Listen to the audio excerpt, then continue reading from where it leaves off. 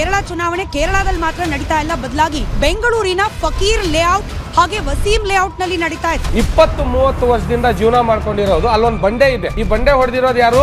ನಮ್ ಕಾಂಗ್ರೆಸ್ ಬಂಡೆನೇ ಹೊಡೆದಿರೋದು ಬಂಡೆ ಅದು. ಸಿಎಂ ಸಿದ್ದರಾಮಯ್ಯ ತಮ್ಮ ಅಧಿಕಾರವನ್ನ ಕೇರಳದ ಕೆ.ಸಿ. ವೇಣುಗೋಪಾಲ್ಗೆ ಜಿಪಿಎ ಮಾಡಿಕೊಟ್ಬಿಟ್ಟಿದ್ದಾರೆ. ವಿಶ್ವಸಂಸ್ಥೆಯಲ್ಲಿ ಕೂಡ ಇದನ್ನ ಚರ್ಚೆ ಮಾಡಿದ್ರು ಮಾಡ್ಬಿಡ್ತಾರೆ. ಯಾಕೆ ಅಂತ ಹೇಳಿದ್ರೆ ಇದು ಕೇವಲ ಮುಸಲ್ಮಾನರ ಸಮಸ್ಯೆ ಆಗಿರೋ ಕಾರಣಕ್ಕೆ. ಈ ಒಂದು ಘಟನೆಯ ರೂವಾರಿ ಯಾರು ಅಂತ ಹೇಳಿದ್ರೆ ಕೃಷ್ಣ ಬೈರೇಗೌಡ ಸರ್ ಅಂತ ನಾನು ಧೈರ್ಯದಿಂದ ಹೇಳ್ತೀನಿ. ಮನುಷ್ಯರು ವಾಸಕ್ಕೆ ಯೋಗ್ಯವಲ್ಲದ ಜಾಗ ಅದು.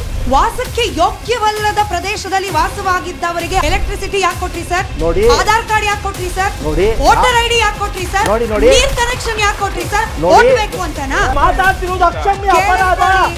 Mic off, mic off, mic off, stage ಮೇಲೆ ಎಲ್ಲರದು ಮೈಕ್ ಆಫ್ ಆಗಿದೆ. Very serious note.